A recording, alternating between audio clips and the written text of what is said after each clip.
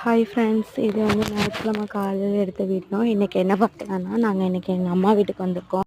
அம்மா வீட்டு தோட்டத்தில் என்னெல்லாம் விளைய வச்சுருக்காங்கன்னு பார்க்கலாம் வாங்க. சுரக்காய், கத்திரிக்காய், வெண்டைக்காய், மக்காச்சோளம், கீரை, இந்த மாதிரி நிறைய பொருள்லாம் விளைய வச்சுருக்காங்க. சுரக்காயெலாம் நல்ல விளைச்சலாக இருக்குது. வெண்டைக்காயும் மக்காச்சோளமும் கூட நல்ல விளைச்சல் இருக்குது. இதெல்லாம் பார்க்கும்போது நல்லா ஹாப்பியாக இருக்கும்.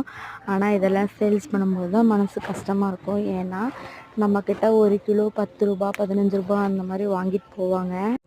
மார்க்கெட்டில் கொண்டு போய் அவங்க 1 கிலோ 20 ரூபா 40 ரூபா 50 ரூபா வரைக்கும் சேல்ஸ் பண்ணுவாங்க. ஆனால் விவசாயம் பண்ணுறவங்களுக்கு இதில் எந்த ஒரு ப்ராஃபிட்டுமே கிடைக்காது.